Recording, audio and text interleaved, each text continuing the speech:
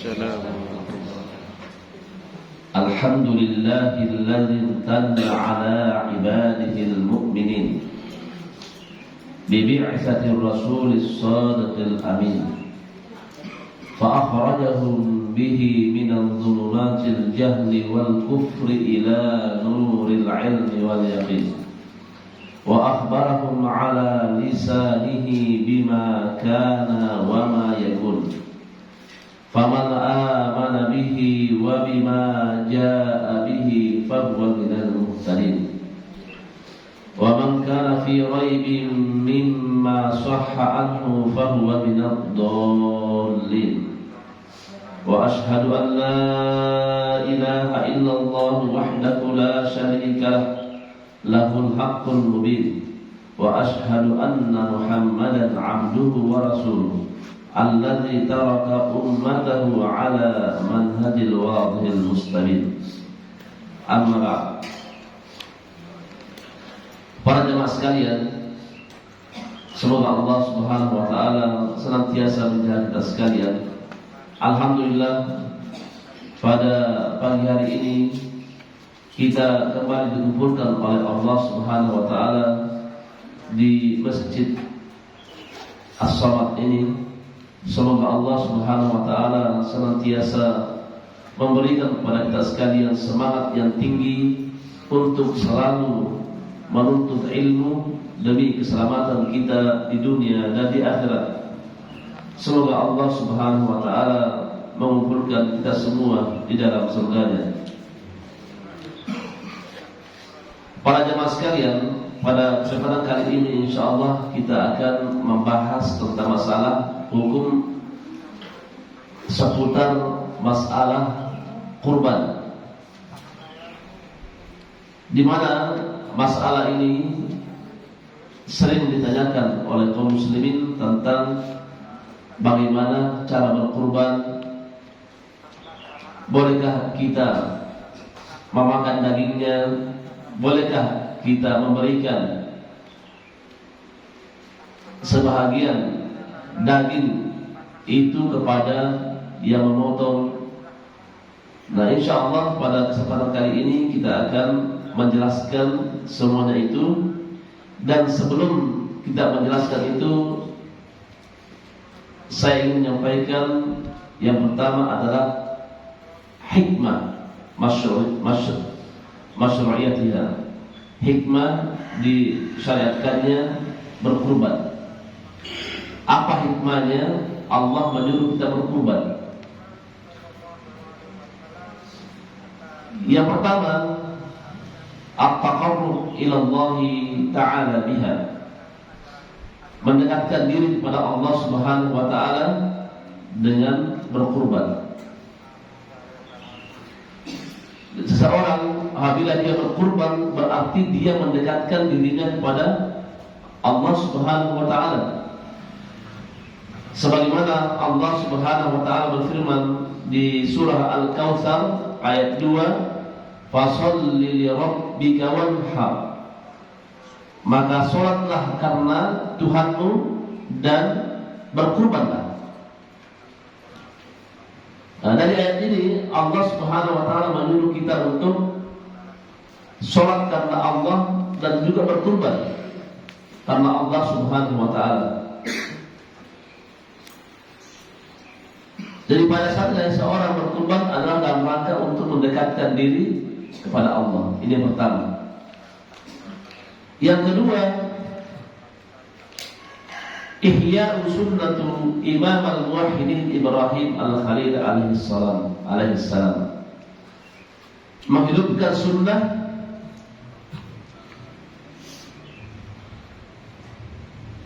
Nabi Ibrahim alaihi salam, menghidupkan sunnah Nabi Ibrahim alaihi salatu wassalam. Karena awal munculnya berkurban itu dari Nabi Ibrahim, kemudian diikuti oleh nabi-nabi sesudahnya, sampai kepada Nabi kita Muhammad SAW menyampaikan kepada umatnya tentang masalah berkurban. sehingga Nabi kita Muhammad SAW mensyariatkan pada umatnya untuk berkhutbah dalam rangka menghidupkan sunnah Nabi Ibrahim alaihissalatu wassalam. Nah, dari situlah kita bisa melihat bagaimana perjuangan Nabi Ibrahim alaihissalatu wassalam. Dari Nabi Ibrahim ini awal munculnya berkurban. Nabi Ibrahim alaihissalatu wassalam, dia sekian tahun menikah, namun Allah subhanahu wa ta'ala belum memberikan kepadanya seorang anak. Dan Nabi Ibrahim selalu berdoa kepada Allah, setiap hari selalu berdoa kepada Allah agar Allah subhanahu wa ta'ala memberikan anak. Nabi Ibrahim sudah umur tua, sudah sampai kepada umur 86 tahun belum punya anak. 86 tahun belum punya anak. Kalau kita pada zaman sekarang ini ada orang umurnya 70 tahun belum punya anak, masih muda apa tua? Sudah tua. Nabi Ibrahim diberikan oleh Allah anak pada umur 86 tahun. Tetapi Nabi Ibrahim alaihissalam yakin bahwa yang memberikan anak itu adalah Allah subhanahu wa ta'ala. Sebagaimana Allah subhanahu wa ta'ala berfirman di surah As-Saffat, wa qala inni dhahibun ila rabbi sayahdin rabbi habli minas salihin. Nabi Ibrahim berkata, sesungguhnya aku pergi menghadap Tuhanku dan Dia akan memberi petunjuk kepadaku. Nabi Ibrahim berdoa, rabbi habli minas salihin. Ya Tuhanku, anugerahkanlah kepadaku seorang anak yang termasuk orang-orang soleh. Ini yang selalu diminta oleh Nabi Ibrahim. Ya Allah, karuniakanlah kepadaku seorang anak yang soleh. Yang dibaca oleh Nabi Ibrahim ketika dia menikah. Karena Nabi Ibrahim sangat mengharapkan ada seorang anak yang menjadi dambaan dia, yang menjadi penerus dia, yang menjadi penyejuk jiwa Nabi Ibrahim alaihissalatu wassalam. Namun Allah belum memberikan anak, diuji oleh Allah subhanahu wa ta'ala. Nabi Ibrahim adalah Nabi yang taat kepada Allah, Nabi yang paling cinta kepada Allah subhanahu wa ta'ala. Kemudian setelah dia sekian lama berdoa, fabasyarnahu bigulamin halim, maka kami berikan dia kabar gembira dengan seorang anak yang sangat sabar. Ketika sekian lama Nabi Ibrahim berdoa, sudah sampai umur 86 tahun, barulah diberikan kabar gembira oleh Allah dengan kelahiran seorang anak yang bernama siapa? Ismail. Ketika Nabi Ismail lahir, Nabi Ibrahim sangat senang, sangat gembira karena ada seorang anak di samping dia. Kemudian Nabi Ibrahim tumbuh besar, sudah pandai disuruh, sudah bisa disuruh, sudah bisa bekerja bersama dengan bapaknya, sudah bisa membantu bapaknya. Falamma balagha ma'ahu as-sa'y, tatkala Nabi Ismail ini sudah sampai umur dewasa, artinya sudah sampai umur dia bisa disuruh,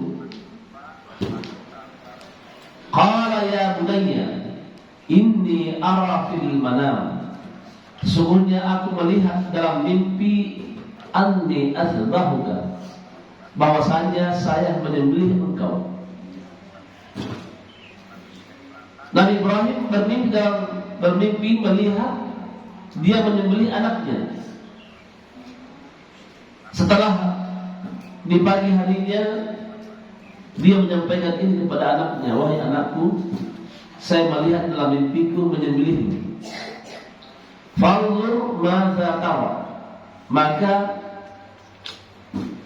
Bagaimana pendapatmu? Bagaimana pendapatmu? Apa jawaban Ismail? Qala ya abati, wahai bapakku, if'al ma tu'mar, laksanakanlah apa yang diperintahkan oleh Allah kepadamu. Ini adalah seorang anak yang soleh. Wahai bapakku, laksanakan perintah Allah Subhanahu wa ta'ala. Satadiduni insyaallahu minas sabirin, maka engkau akan mendapati aku termasuk orang-orang yang sabar. Ini Nabi Ismail adalah orang yang sabar, anak yang soleh, yang diminta oleh Nabi Ibrahim, Rabbi habli minas sholihin, ya Allah berikanlah aku seorang anak yang soleh. Ketika Allah Subhanahu wa ta'ala memerintahkan Nabi Ibrahim untuk menyembelih anaknya, bagaimana pendapatmu wahai anakku? Maka Nabi Ismail tidak berkata, wahai bapakku, mengapa engkau menyembelih aku? Aku adalah anak yang pertama, aku adalah anak yang engkau cintai, kenapa engkau menyembelih aku? Tapi Nabi Ismail berkat dengan doa bapaknya, Rabbi habli minas sholihin, ya Allah karuniakanlah aku seorang anak yang soleh. Apa jawaban anaknya? Ya abati if'al ma tu'mar satadiduni insyaallah minas sholihin. Wahai bapakku, laksanakanlah perintah Allah, maka engkau akan mendapati aku dalam keadaan bersabar. Lalu Nabi Ibrahim melaksanakan perintah Allah menyembelih Nabi Ismail alaihi salatu wassalam. Maka ketika Nabi Ibrahim ingin menyembelih anaknya, Allah tahu bahwa Nabi Ibrahim dia masih cinta kepada Allah dibandingkan dengan anaknya. Wa fadainahu bidzibhin 'adzim, maka kami akan menggantikan sembelihan dia dengan sembelihan yang sangat besar, yaitu kambing atau domba. Allah Subhanahu wa ta'ala menggantikan Nabi Ismail dengan domba. Dari situlah awal disyariatkannya untuk berkurban. Namun dalam kisah Nabi Ibrahim ini sangat menarik, bagaimana seorang bapak yang soleh selalu memohon kepada Allah anak yang soleh.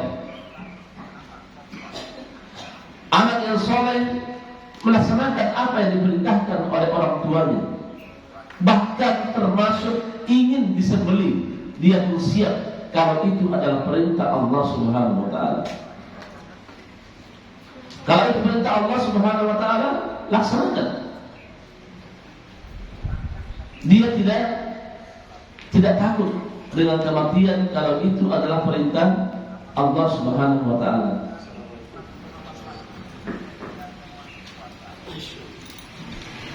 Demikian juga istri Nabi Ibrahim alaihissalatu wassalam.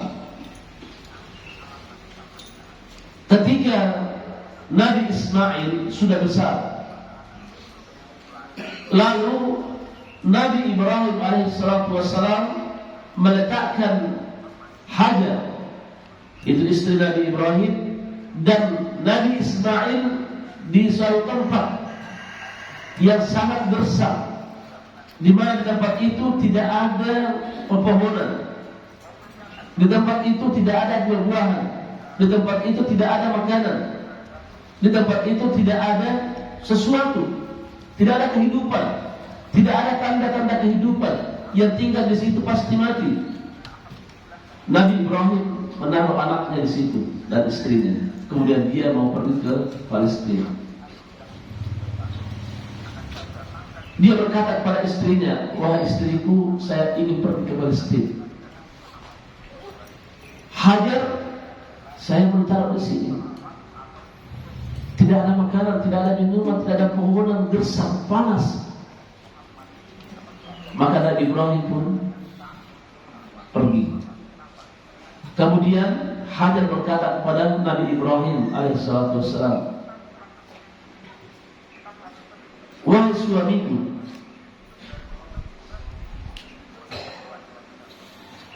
Engkau meninggalkan kami di sini, di tempat ini. Allahul ladzi amaraka bihadza. Apakah Allah yang memerintahkan kamu meninggalkan kami di sini? Qala, maka Nabi Ibrahim menjawab, na'am, iya, Allah yang memerintahkan aku. Apa jawaban istri yang salehah? Qalat idzan la yudayyi'uha. Kalau begitu, pergilah. Allah tidak akan menyia-nyiakan aku. Sekalipun aku berada di tempat ini yang tidak ada makanan, tidak ada pepohonan, sangat panas, gersang, tidak ada tanda-tanda kehidupan. Kalau Allah yang memerintahkan, wahai suamiku, silahkan pergi. Allah tidak akan menyia-nyiakan aku. Ini adalah akidah. Bagaimana keimanan seorang ibu, seorang istri yang salehah ketika Allah yang memerintahkan, siap. Nabi Ismail ketika ingin disembelih, Allah yang memerintahkan, siap, lakukan wahai bapakku. Masya Allah. Kemudian Nabi Ibrahim ketika dia pergi, Hajar mencari air minum, tidak ada air minum.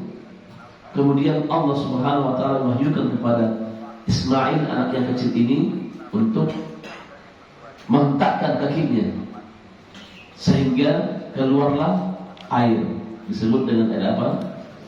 Zam-zam.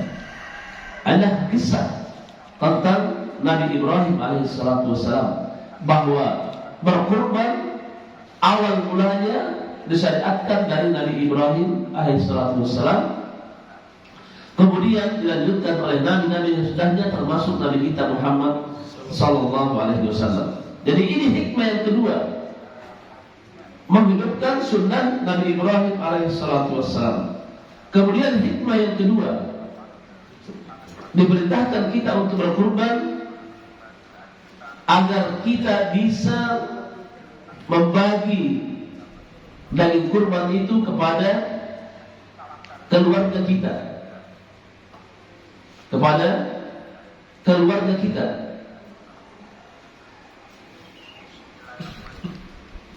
pada hari raya, untuk membagikan daging itu kepada keluarga kita.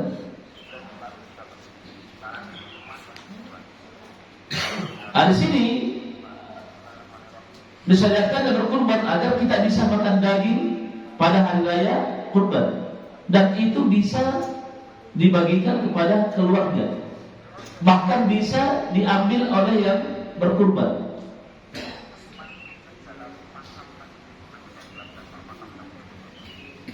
Dan ini menunjukkan bahwa nikmat yang Allah Subhanahu wa taala berikan kepada kita, kita nampakkan. Kita berkurban, kita menampakkan nikmat Allah Subhanahu wa taala. Sebagaimana Allah Subhanahu wa taala berfirman di surah Ad-Duha ayat 11, "Wa amma bi ni'mati rabbika fahaddits." Adapun nikmat Tuhanmu, maka nampakkanlah.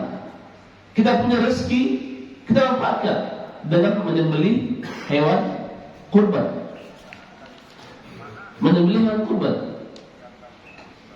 Dan menyembelih hewan kurban ini tidak ada syaratnya harus besar, gede, tidak ada.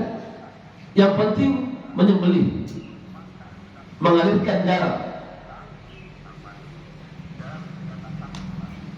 Harga kambing yang paling murah berapa?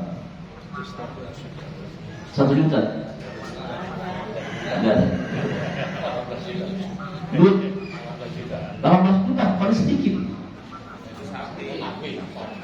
Oh, sapi. Kambing paling berapa? 2 juta ada. Beli kambing yang 2 juta. Karena tujuan kita menyembelih adalah mendekatkan diri kepada Allah. Yang kedua, menghidupkan sunnah. Yang ketiga, agar kita bisa makan daging pada hari raya. Tidak disyaratkan harus yang harganya mahal, yang penting mengalirkan darah. Dan oleh karena itu,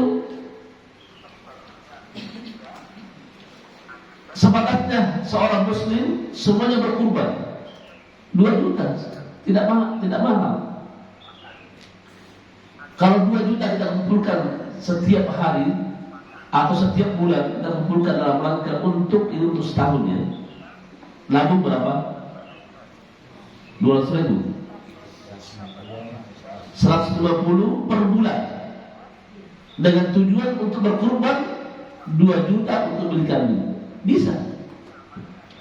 Kalau ada kemauan kita untuk ingin mendekatkan diri kepada Allah dan melaksanakan sunnah Nabi SAW. Ya, masalah ini kalau mendadak, nanti pada dekat 2 hari baru mau lebaran, baru berniat mau berkurban. Waduh, gak ada duit. Berniat dari sekarang. Kalau sekarang ini kita belum berkurban, dari sekarang berarti nabung untuk tahun depan saya harus berkurban. Berarti kita nabung setiap bulan 150.000 taruh ini untuk berkurban, sebagai tanda bukti bahwa kita memiliki keimanan, bahwa kita ingin mengikuti jejak para nabi Allah Subhanahu wa ta'ala. Kemudian hikmah yang kedua, yang keempat. Hikmah yang keempat, memasukkan kegembiraan ke dalam hati orang-orang fakir dan miskin. Memasukkan kegembiraan ke dalam hati orang-orang fakir dan orang-orang miskin ketika kita bersedekah daging hewan kurban. Memasukkan kegembiraan ke dalam hati orang-orang fakir dan miskin ketika kita bersedekah dengan daging hewan kurban. Seseorang apabila dia berkurban, kemudian dia bagikan dagingnya ke keluarganya, ke tetangganya, orang-orang yang butuh. Apalagi kita melihat ada orang-orang miskin, orang-orang fakir, orang-orang butuh, kita berikan, maka orang yang kita berikan ini gembira. Kita berikan daging, dia gembira. Tidak ada orang yang ketika diberikan daging dia nangis, kecuali kita kasih jeroan, mungkin ya. Kita kasih kulit sedikit, mungkin dia akan berbicara lain. Tapi kita berikan dia dagingnya, insya Allah siapapun akan gembira. Dan ini termasuk amal soleh, memasukkan kegembiraan ke dalam hati seorang muslim, apalagi dia adalah muslim fakir, miskin, maka dia pasti gembira. Jangankan itu, orang kaya saja, orang kaya diberikan daging hewan kurban gembira. Padahal dia bisa beli sapi, bisa beli kambing, dikasih daging hewan kurban, dia senang. Bagaimana kalau itu adalah orang fakir, orang miskin, pasti lebih gembira. Kita memasukkan kegembiraan ke dalam hati seorang muslim pada hari raya Idul Adha. Nah, oleh karena itu berkurbanlah dalam rangka mendekatkan diri kepada Allah dan memasukkan kegembiraan dalam hati kaum muslimin. Kemudian yang keenam, yang kelima, syukurullah, bersyukur kepada Allah Subhanahu wa ta'ala atas nikmat yang Allah berikan kepada kita. Kita bersyukur kepada Allah. Berapa banyak nikmat yang Allah berikan kepada kita, kita bersyukur dengan menyembelih hewan kurban, yaitu unta, sapi, kambing. Kita berkurban, kita bersyukur karena Allah memberikan nikmat kepada kita. Sekian banyak nikmat yang kita makan, kemudian Allah Subhanahu wa ta'ala memerintahkan kita berkurban dengan hewan. Buktikan cinta kita kepada Allah Subhanahu wa ta'ala, sebagaimana Nabi Ibrahim membuktikan cinta dia kepada Allah Subhanahu wa ta'ala. Bagaimana cara kita membuktikan cinta kita kepada Allah? Beli kambing. Beli kambing. Sebentar lagi ini ada penjual kambing di sini. ya, silakan hubungi. Ya, mungkin panitia masjid tahu.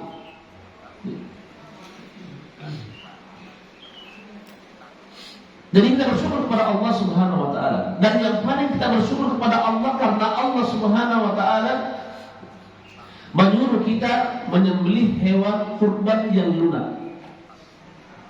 Unta tidak galak, gampang untuk disembelih. Diginiin, diikat kakinya, dia padahal sudah lihat ada pisang, dia. Sapi juga enak disembelih, gampang disembelih. Kambing apalagi ya.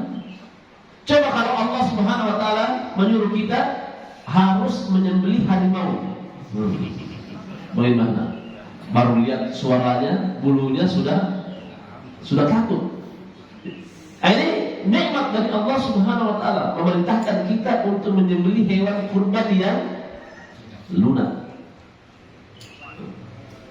Coba kalau ada diperintahkan oleh Nabi Sallallahu Alaihi Wasallam harimau atau singa, 10 orang ada singa satu yang tidak diikat, siapa berani? Ya. Kita berani kita menangkap. Ini nikmat dari Allah Subhanahu Wa Taala karena hewan ini dilunakan oleh Allah untuk disembelih dan maka mendekatkan diri kepada Allah Subhanahu wa taala. Kemudian yang keenam, hikmah yang keenam,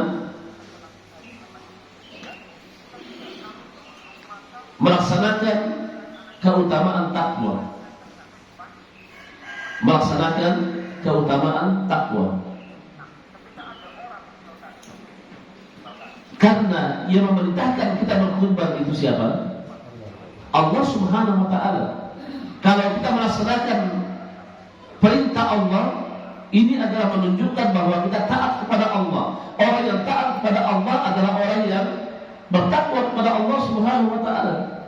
Maka tunjukkanlah diri kita bahwa kita adalah orang yang bertakwa kepada Allah, maka sembelihlah hewan kurban pada hari raya Idul Adha dan hari-hari tasyrik. Berkurban. Kalau kambing mahal sebelum Idul Adha, beli pas hari raya Idul Adha. Kalau pas hari raya Idul Adha masih mahal, beli di hari yang kedua. Masih mahal, beli hari yang ketiga. Biasanya kalau hari ketiga itu murah. Padahal, ini kambing ini atau sapi ini dikembali ke kampung, banyak ongkos. Harga turun di akhir. Beli di situ. Cuma yang paling utama adalah menyembelih pada hari raya. Itu lebih utama menyembelih. Setelah Idul Adha langsung menyembelih, itu lebih utama. Tetapi boleh menyembelih di hari kedua, hari ketiga. Hari kedua dan hari ketiga. Kemudian yang ketujuh, faedah yang ketujuh adalah i'lamut tauhid. Mengumumkan kalimat tauhid. Jadi pada saat hari raya Idul Adha kita berkurban, kita banyak mengucapkan Allahu Akbar. Dan pas ketika kita menyembelih hewan kurban, kita mengucapkan Bismillah, Allahu Akbar. Itu kita mengagungkan nama Allah, mengagungkan kalimat tauhid. Di mana-mana di masjid Bismillah Allahu Akbar, Bismillah Allahu Akbar, mengumumkan kalimat tauhid.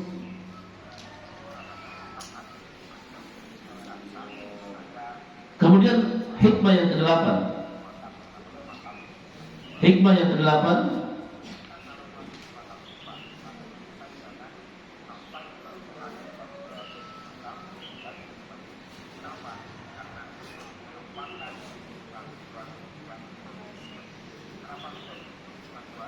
pendidikan kehambaan.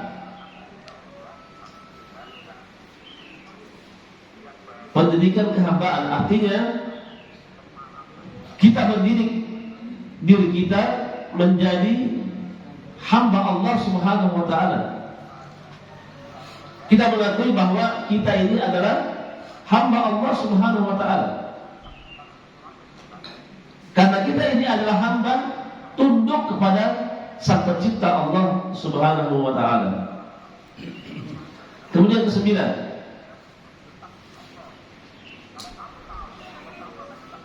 merupakan syiar Islam. Berkurban adalah merupakan syiar Islam. Siapa yang berkurban berarti dia telah menampakkan syiar-syiar Islam.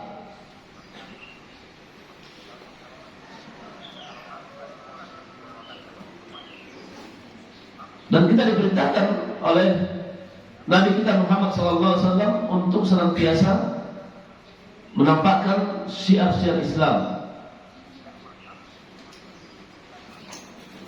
Kemudian yang ke-10, menunjukkan pembenaran yang mutlak. Menunjukkan pembenaran yang mutlak terhadap apa-apa yang dikabarkan oleh Nabi SAW. Menunjukkan pembenaran yang mutlak terhadap apa-apa yang dikabarkan oleh Allah Subhanahu wa ta'ala. Berkurban, siapakah yang memerintahkan? Allah. Yang menghabarkan berkurban siapa? Allah Subhanahu wa ta'ala. Lalu kita berkurban ini menunjukkan bahwa kita membenarkan. Kita membenarkan apa yang dikabarkan oleh Allah. Kita tidak pernah melihat Nabi Ibrahim. Jangan itu, tidak pernah kita melihat Nabi kita Muhammad SAW. Tetapi kita percaya dengan apa yang disampaikan oleh Nabi dan apa yang ada di dalam Al-Quran. Kita membenarkan. Ini menunjukkan bahwasanya kita membenarkan dengan pembenaran yang mutlak terhadap apa yang dikabarkan oleh Nabi Sallallahu Alaihi Wasallam. Kemudian yang ke-11,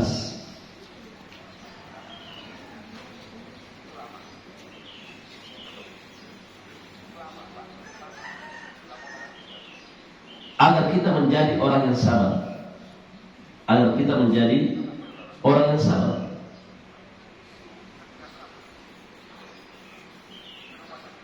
Seseorang muslim apabila dia berkurban, berarti dia bersabar. Pertama, dia bersabar mengeluarkan hartanya. Dia bersabar mengeluarkan hartanya karena dalam rangka untuk mendekatkan diri kepada Allah. Yang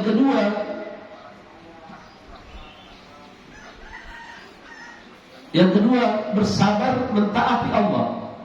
Yang kedua bersabar mentaati Allah Subhanahu wa ta'ala. Inilah hikmah Allah Subhanahu wa ta'ala memerintahkan kita untuk berkurban. Kemudian kita masuk pembahasan selanjutnya, apa hukumnya berkurban.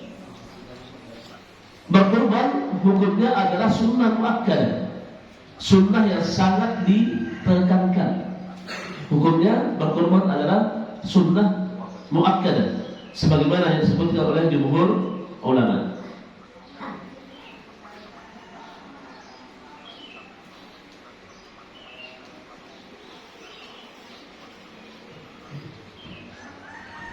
Kemudian keutamaan berkurban. Apa keutamaan berkurban? Yaitu tanduknya, kukunya, bulu-bulunya akan datang pada hari kiamat menjadi saksi. Tanduknya, kukunya, bulu-bulunya akan datang pada hari kiamat menjadi saksi tentang keimanan kita, tentang pendekatan diri kita kepada Allah Subhanahu wa ta'ala, sebagaimana sabda Nabi sallallahu alaihi wasallam dalam hadis yang diriwayatkan oleh Imam Ibnu Majah wa Tirmidzi, "Ma 'amila ibnu Adam yawman nahar amalan ahabbu ila Allah azza wa jalla min iraqatid dam wa innaha lata'ti yawmal qiyamah bi khuruniha wa adlafiha wa ash'ariha." Tidaklah perbuatan anak Adam pada hari raya Idul Adha lebih dicintai oleh Allah daripada mengalirkan darah, karena ia akan datang pada hari kiamat dengan tanduknya, kukunya, dan bulunya. Ini keutamaannya menyembelih hewan kurban. Oleh karena itu, setelah kita berkurban, kata Nabi SAW, bagikanlah daging kurban itu. Apakah itu kita bisa mengambil bagian itu? Sehingga muncul pertanyaan, bolehkah memakan daging hewan kurban kita? Jawabannya iya, boleh kita mengambil kalau mau. Kalau tidak mau, bisa dibagikan kepada tetangga kita, kepada orang-orang miskin. Jadi kalau kita berkurban berkurban sapi, kita bisa mengambil sebahagian, bagikan kepada tetangga, bagikan kepada orang-orang miskin, bagikan kepada keluarga kita.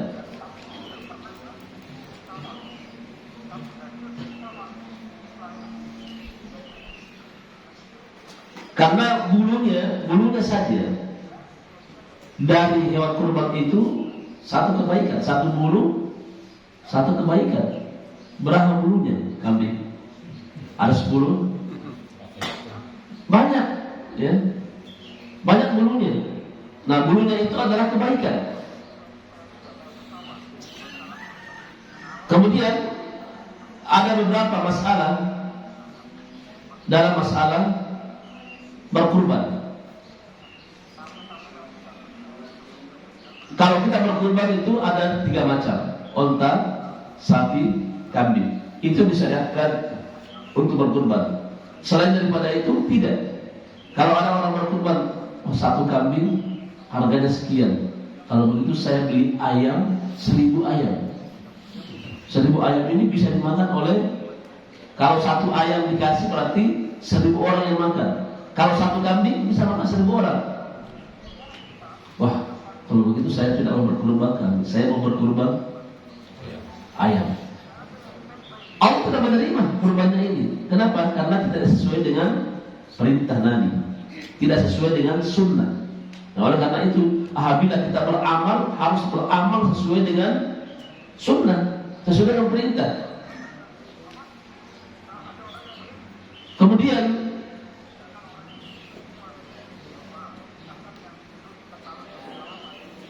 kalau seorang ingin berkurban, maka kita harus melihat cacat atau tidak. Lihat, kalau beli tanduknya patah atau telinganya sudah robek atau pincang, jangan beli. Maka ada ilmunya kalau kita mau beli sapi atau kambing, ditarik pincang apa tidak. Periksa tanduknya sudah goyang apa tidak. Jangan beli kalau sudah goyang. Periksa tubuhnya, ada cacat apa tidak. Kurus banget apa tidak. Cari yang gemuk. Itu kalau kita ingin berkurban. Demikian juga seseorang apabila ingin berkurban, ada ilmunya. Apa ilmunya kalau kita ingin mencari hewan kurban? Apa ilmunya? Dan selama ini beli hewan kurban, oh ini kambing besar, tinggi besar, ambil. Ada ilmunya. Apa ilmunya? Yang pertama adalah warna. Warna apa yang kita pilih? Putih. Jadi yang ke warna-warna coklat atau hitam nggak boleh. Apa yang kita pilih? Warna apa yang kita pilih? Putih. Ilmunya yang pertama kali adalah kita lihat putih, kakinya hitam, di kepalanya atau di matanya hitam. Ada bercampur dengan hitam sedikit, bukan hitam lebih banyak, tapi putih lebih banyak, ada hitam-hitamnya. Itu yang pertama kita beli, karena itu yang paling afdol. Kalau tidak ada putih semua, ya udah putih semua. Kalau itu tidak ada, habis diambil orang. Warna apa lagi? Warna apa? Hah? Coklat campur hitam.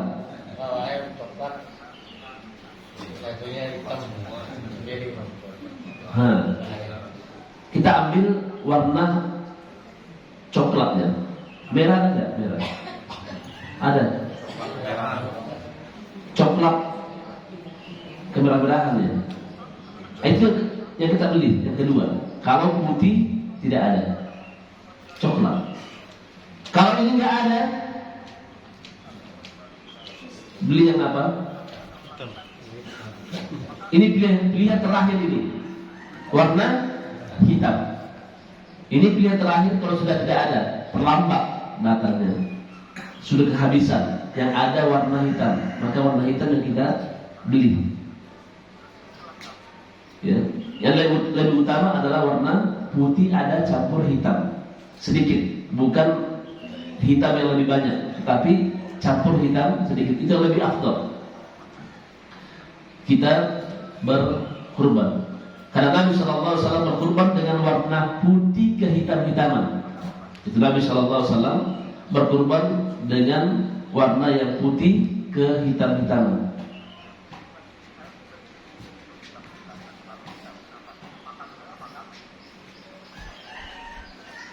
Demikian juga seseorang apabila dia waktu berkurban itu adalah setelah Idul Adha. Kalau sebelum Idul Adha dipotong, maka itu hanya sedekah, bukan kurban. Ya, itu hanya sembelihan sedekah, bukan berkurban. Waktunya adalah setelah Idul Adha dan hari-hari tasyrik. Dan pada hari tasyrik yang ketiga itu sampai asar saja. Setelah salat asar tidak boleh lagi memotong. Kalau memotong boleh, tapi bukan hewan kurban namanya.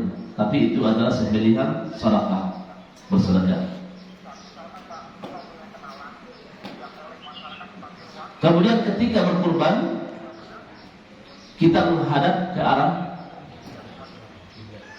kiblat. Menghadap ke arah kiblat. Memotong itu dengan menghadap ke arah kiblat. Jadi yang memotong di sini menghadap ke arah kiblat. Ini perhatikan kalau menyembelih hewan kurban itu disunahkan untuk menghadap ke arah kiblat. Kalau dia menghadap ke arah timur, boleh atau tidak? Sah saja, sah. Tapi yang afdal yang disunahkan adalah menghadap ke arah kiblat.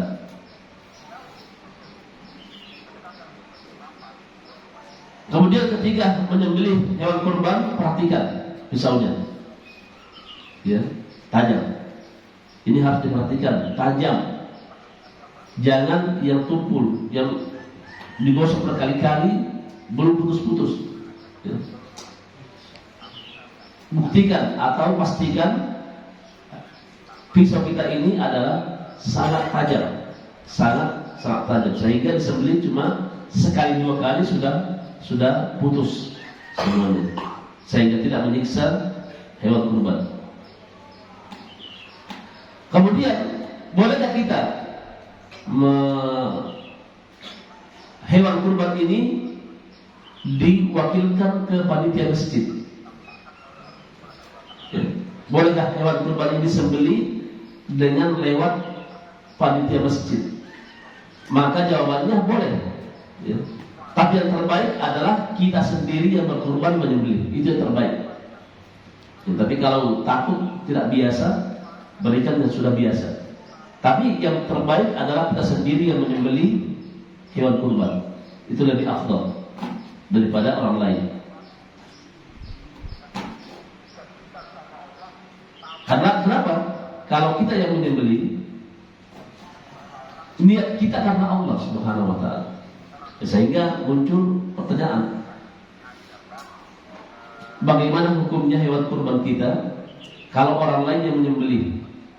Ya. Kita beli hewan kurban sapi yang harga 30 juta, besar ya, besar, gemuk.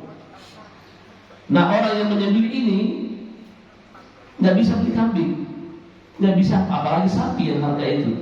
Maka ketika dia menyembelih, niatnya Bismillah, ya Allah terimalah hewan kurbanku.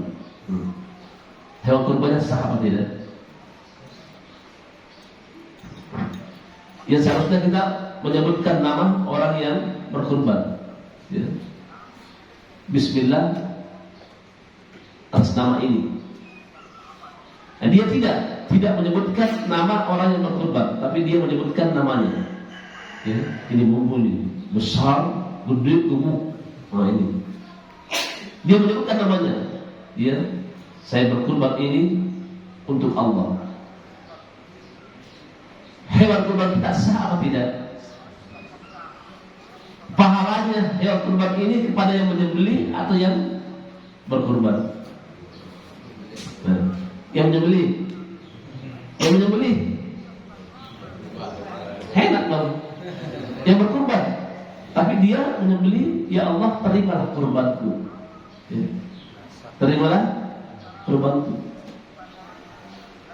Nah, makanya orang yang menyembelih itu harus amanah. Jangan berkurban, oh ini mantap ini. Ya udah, kalau begitu namaku yang aku masukkan.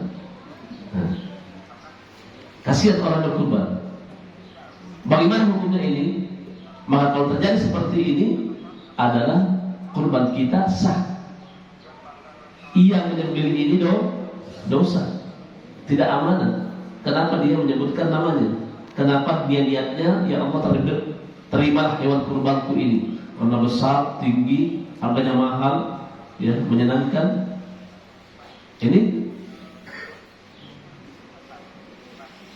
tidak boleh seperti ini bagi orang yang menyembelih hewan kurban. Kemudian kita mau berkurban.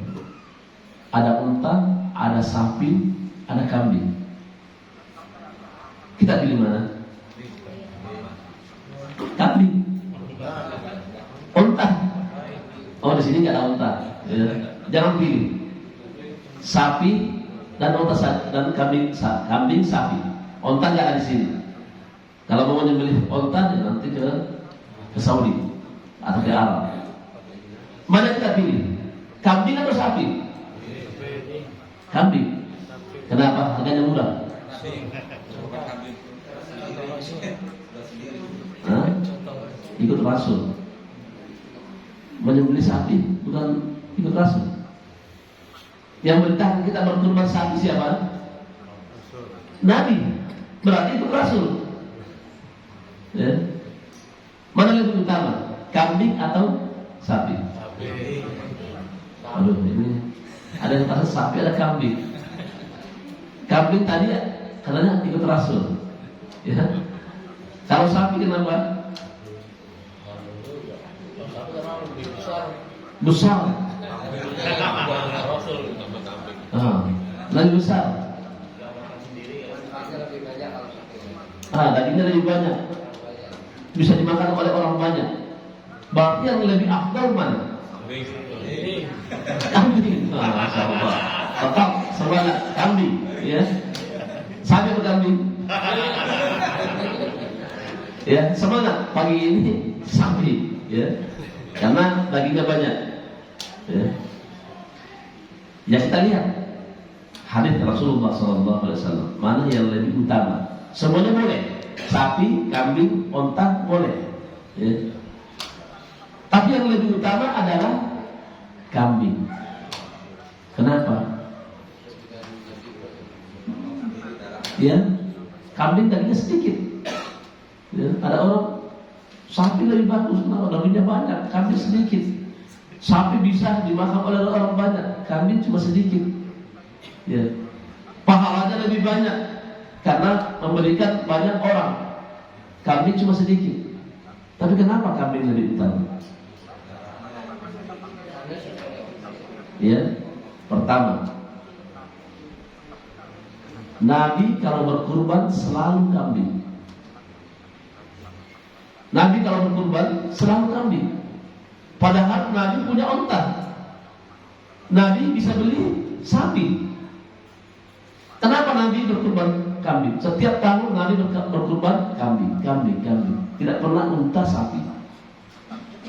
Menunjukkan bahwasanya kambing lebih utama. Ya, menunjukkan kambing itu lebih utama. Yang kedua, Nabi tidak pernah berkata, wah, unta lebih banyak dagingnya, kalau begitu saya berkorban dengan unta. Sapi lebih banyak dagingnya, kalau begitu saya berkorban dengan sapi. Tapi Nabi tetap memilih kambing. Kalau alasannya dagingnya banyak, bisa dimakan oleh orang banyak, bisa dinikmati, bersedekah kepada banyak orang, pahalanya banyak. Tapi Nabi berkurban kambing. Kalau alasan apa bisa dibagikan banyak, tentu Nabi sudah berkurban sapi atau unta. Tapi Nabi tidak memilih itu. Nabi tetap memilih kambing. Mana lebih utama, sapi atau kambing? Berubah. Bagus ya. Kambing lebih utama. Tapi kalau berkurban kambing, sapi lebih utama lagi. Ya. Kambing, sapi lebih utama lagi, lebih banyak. Sudah melaksanakan sunnah Nabi, melakukan apa yang dilakukan oleh Nabi, bisa bersedekah lebih banyak. Nah, itu. Tapi yang lebih utama adalah kambing.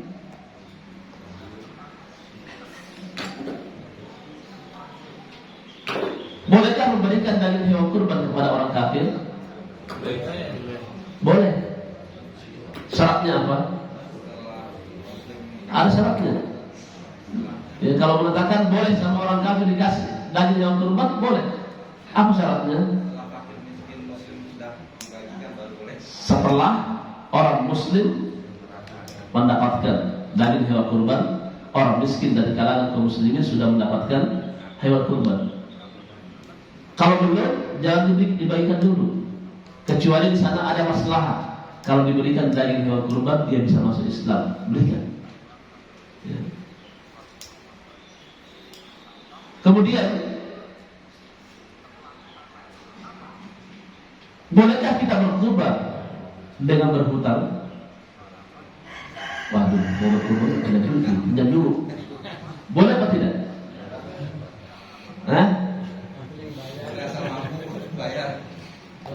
Ya, boleh. Bagus. Ini bagus jawabannya ini. Saya nggak tahu. Bagus. Berarti dia benar dalam jiwanya. Kalau tidak tahu, saya nggak bisa menjawab. Kalau tahu, yakin, baru jawab. Ya, sehingga tidak sesat. Ya. Bagus. Ya.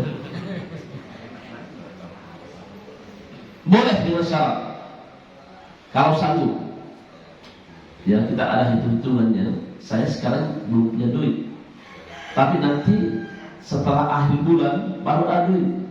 Kalau pas hari raya duitnya sudah habis, tapi akhir bulan saya ada, insya Allah saya bisa bayar pasti.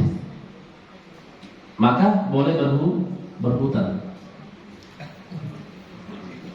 Yang tidak boleh adalah yakin tidak punya duit,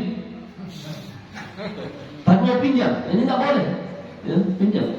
Dia akhir bulan dia nggak ada, tidak ada yang ditunggu. Nah, dulu saya pinjam aja karena kita diperintahkan berkurban. Maka pinjam dulu. Nah, ini nggak boleh karena ini berhutang yang tidak disyariatkan.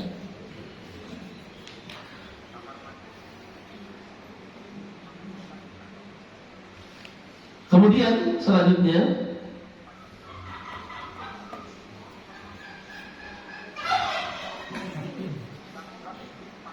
kalau panitia ada di sini, panitia berkurban di sini.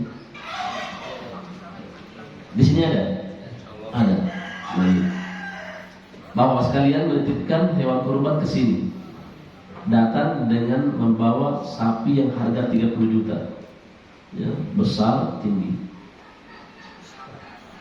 tiba-tiba hewan kurban ini dicuri oleh orang, tanggung jawab siapa? Hah? Panitia. Bantu panitia ganti. Oh, 30 juta. Hah? Panitia harus ganti tanggung jawab, karena ini amanah. Hilang. Ya. Tanggung jawab siapa? Sepakat panitia. Ya. Jadi kita harus lihat, kalau ini kelalaian panitia, harus bayar, membelikan hak sapi seharga itu. Contohnya apa? Taruh di sini. Kemudian ini kan ada pintu sini ya, ada gemboknya. Dia biarkan terbuka. Kemudian dia jaga, tapi tidur di sini di masjid. Diambil oleh orang, pergi. Nah, tanggung jawab panitia. Harus ganti. Tetapi apabila sudah digembok di sana, diikat dengan baik, ya. Panitia kebetulan dia masuk WC, ya. Tiba-tiba ada orang ngambil, dicongkel ininya. Maka ini bukan tanggung jawab panitia, bukan tanggung jawab panitia. Karena dia sudah melaksanakan amanah, digembok, dikunci, dia jaga, cuma kebetulan saja dia masuk aja sebentar, hilang, cepat banget. Ya, maka ini bukan tanggung jawab panitia, tapi orang yang berkurban ini sudah diterima oleh Allah Subhanahu Wa Taala. Kemudian selanjutnya sama dititipkan dengan hewan kurban. Tiba-tiba hewan kurban ini hilang. Tidak ada yang nyuri. Tidak ada yang, apakah itu hilang karena dicuri atau bukan karena curi. Dia lepas, hilang. Tanggung jawab siapa? Panitia lagi. Waduh, panitia bahaya nih. Harus nyiapin beratus juta untuk ganti. Ya. Dia lepas, hilang. Tanggung jawab siapa? Panitia. Ya. Jangan dibebankan banyak panitia. Ya. Kalau dia mengikat dengan baik, kuat, kemudian dia lepas, sudah diikat dengan bagus, yakin ini tidak lepas. Tapi karena sapinya ini mungkin kuat, sehingga ininya pakarnya roboh atau talinya lepas, maka ini bukan tanggung jawab panitia, ya. Tapi pahalanya sudah sampai kalau hilang. Kecuali panitia ada sapi yang harganya besar, tinggi, gemuk, diikat dengan tali rapia. Nah, diikat dengan tali rapia. Maka kalau hilang, tanggung jawab panitia, ganti. Ya, tanggung jawab panitia. Kenapa diikat dengan tali rapia? Cuma sekali begini lepas. Ya.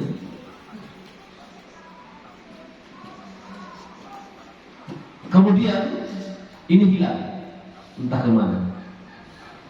Kemudian selesailah hari tasyrik.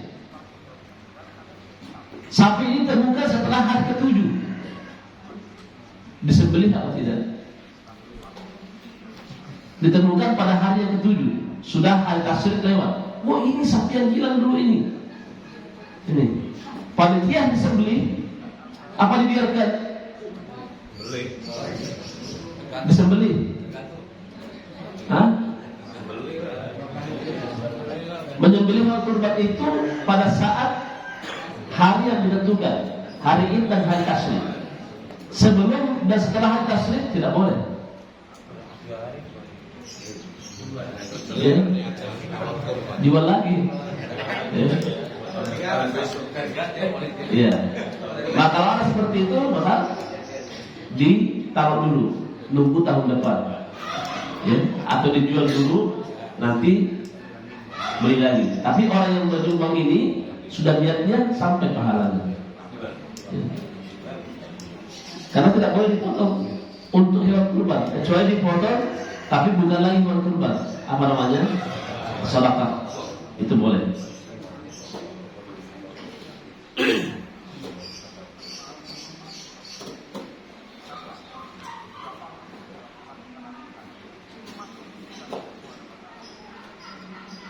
Kemudian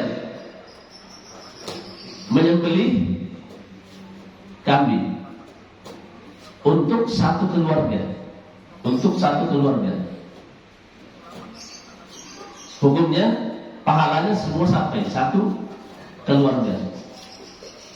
Sekarang ada orang satu rumah, tapi di situ ada 3 keluarga. Anaknya sudah menikah, tinggal di rumah itu.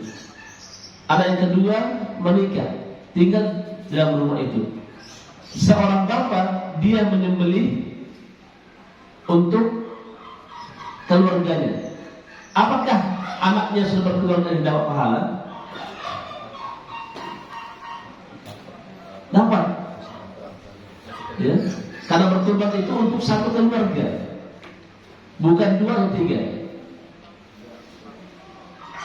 Jadi bapak-bapak yang punya anak menikah tinggal di rumah kita berkurban. Kalau berkurban untuk satu keluarga, apakah anak yang sudah berkeluarga ini masuk atau tidak? Ya. Maka jawabannya hanya untuk keluarga kita. Dia sudah keluarga berdiri sendiri, tidak masuk. Kecuali dia sudah menikah tapi dapurnya satu. Tapi kalau dia punya dapur sendiri, nah, lain cerita.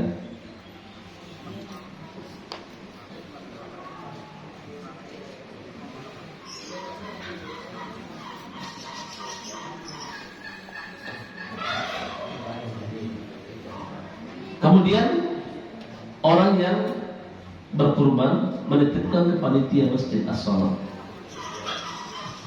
Dibeli dengan sempurna, tidak ada cacat.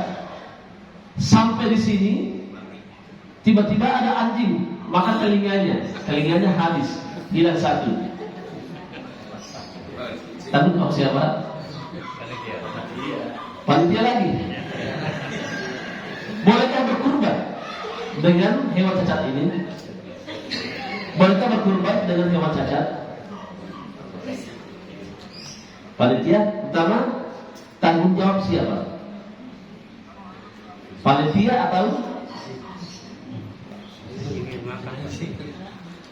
cacat? Dia beli dalam sempurna, tiba-tiba anjing datang makan telinganya, cacat. Tanggung jawab siapa? Kalau digembok dengan baik, sudah tidak ada yang bisa masuk.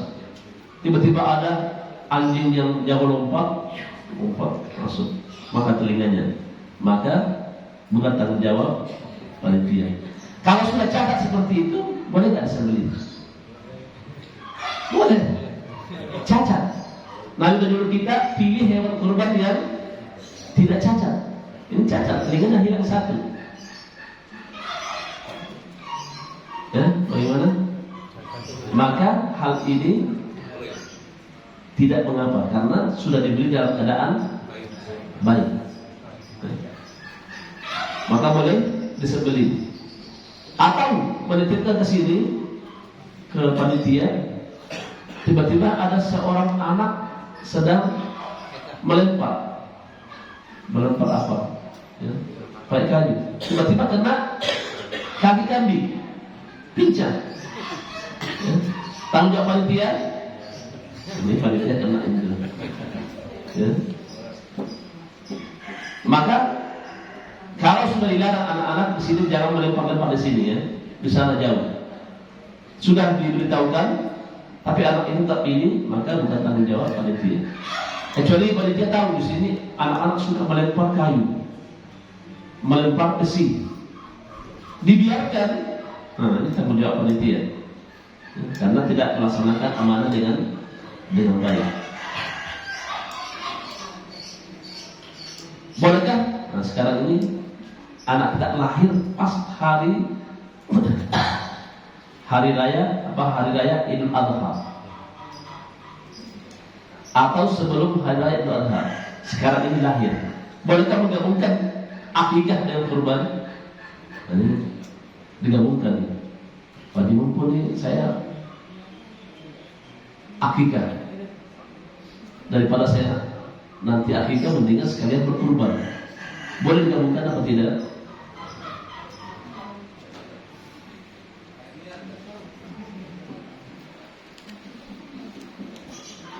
Digabungkan boleh atau tidak? Boleh. Alasannya apa? Irit. Waduh, alasannya irit. Waduh. Pelit. Ini harus punya alasan yang benar. Ya, kalau alasan irit, ya nggak bisa. Ya. Yang terbaik adalah tidak menggabungkan. Yang terbaik itu tidak digabungkan. Bolehkah tukang jaga mengambil daging hewan kurban?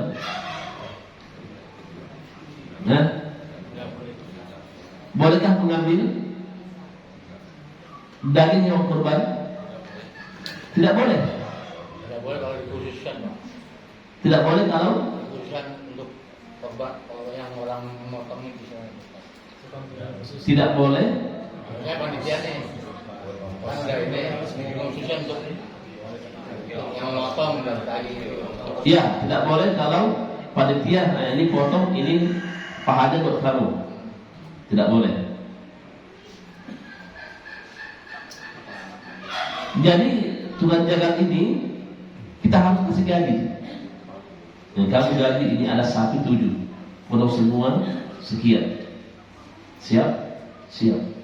Ya. Kalau kita kasih daging hewan kurban, boleh? Boleh. Boleh. Berarti sudah ada ilmunya ya. Boleh. Kalau dikasih sebagai sedekah, boleh. Tapi kalau dia minta, saya akan menyembelih semua ini, tapi semua kepala dan kulitnya buat saya. Ini tidak boleh. Karena semua hewan kurban itu harus dibagikan. Harus dibagikan. Tidak boleh ada yang dijual atau diminta oleh tukang jaga. Tidak boleh.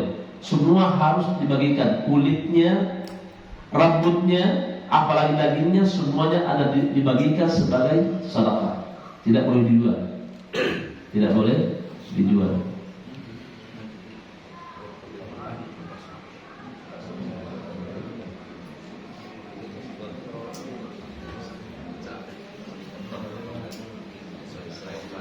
Ada orang tidak sholat, datang ke sini bawa hewan kurban, diterima atau tidak? Tidak sholat.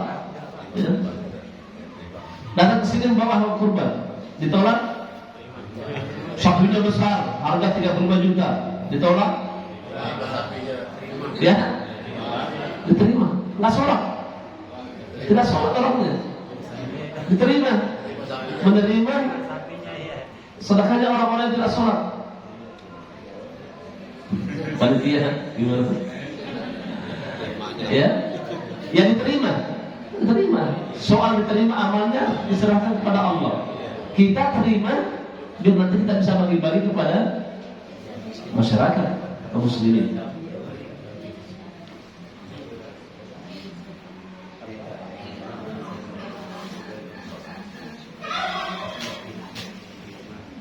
Ya, sampai di sini. Kalau ada yang ingin bertanya, dipersilakan. Ya. Assalamualaikum warahmatullahi wabarakatuh. Waalaikumsalam. Kurban itu kan sunnah muakkadah ya. Bagaimana ancaman dari Allah Subhanahu wa taala kepada orang beriman selama dia hidup tidak pernah berkurban karena alasan dia miskin. Misalnya itu.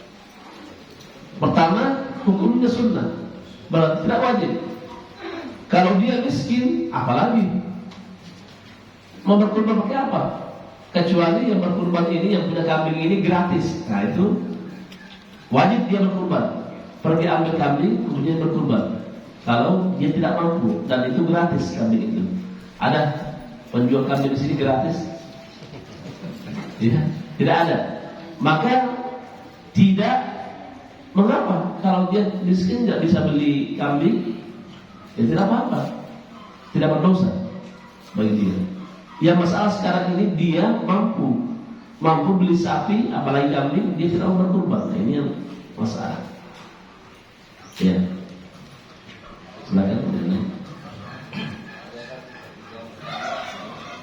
Pertanyaan saya, kalau kita patungan kan biasanya untuk rata ya kan, namanya 3 juta setengah. Terus kodarullah dengan harga segitu mungkin ada yang satu itu satu orang mampu, sehingga dia bisa membeli umpamanya sapi yang lebih gede lagi, tapi ditambahin oleh satu orang ini yang mampu, itu sah nggak? Sah. Oh, boleh ya? Sah. Cuma yang lebih afdal kalau dia beli sendiri. Lebih afdal beli sendiri. Artinya sendiri beli satu sapi. Itu lebih afdal. Kenapa? Pahalanya semuanya buat dia. Kalau gabungan berarti pahalanya gabungan sedikit. Ya. Terus yang kedua kan, kalau di tempat saya motong yang dulu itu kan selalu digantungkan nama-nama Sayyidul Qurban, dan itu biasanya diucapkan atau dibacakan oleh pemotongnya. Apakah harus begitu?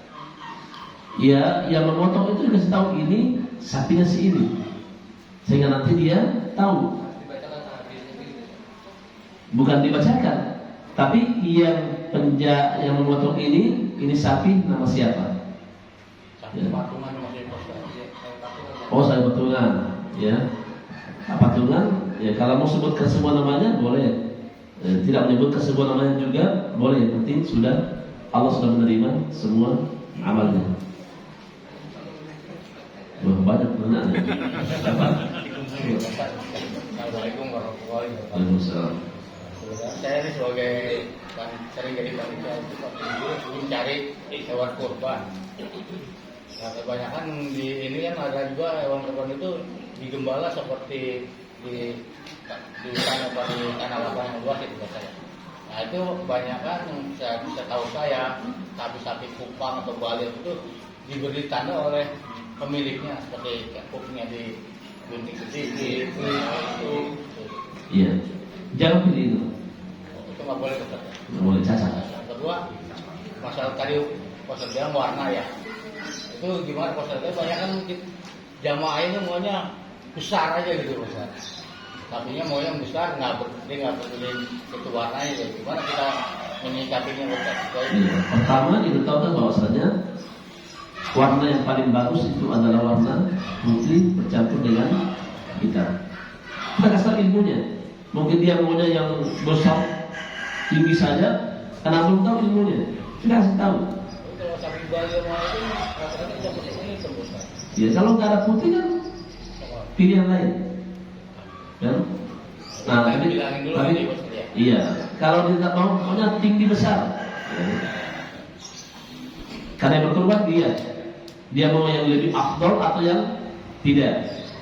Ya, silakan dia. Maunya tinggi besar, nggak apa-apa. Tinggi besar hitam nggak apa-apa. Tetapi kalau seperti itu dia nggak tahu, udah belikan tinggi besar putih bercampur hitam.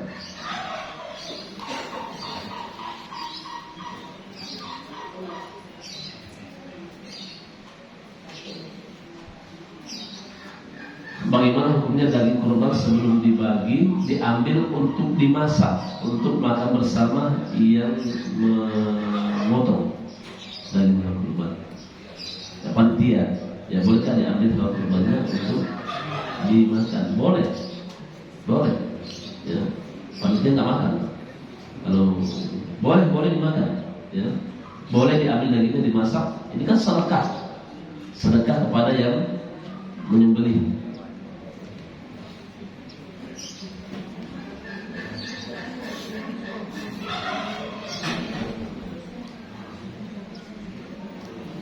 Yang membacakan nama yang berkurban itu panitia, bukan yang memotong. Yang membacakan adalah yang berniat adalah yang memotong, bukan panitia. Yang sapi ini atas nama Bapak Rahmat, nah, dipotong. Bukan itu. Ya. Yang memotong itu tahu ini sapi siapa Bapak Rahmat. Ya.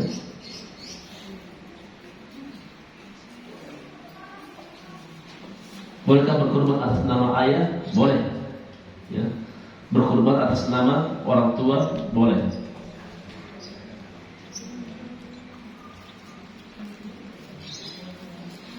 Bolehkah berkurban sedangkan dia belum akikah? Kalau dia ketika dia pada umur anaknya 7 hari atau 14 hari dia nggak sanggup, dia termasuk miskin. Ya. Ketika dia anaknya sudah dewasa, sudah kuliah anaknya, tiba-tiba dikaruniai oleh Allah rezeki yang banyak, sementara dia belum diakikah, bolehkah berkurban? Boleh berkurban. Ya, boleh berkurban. Sampai di sini. Ya, mudah-mudahan apa yang kita kaji ada manfaatnya. Subhanallah wa bihamdik, asyhadu an la ilaha illa anta, astaghfiruka wa atubu ilaik.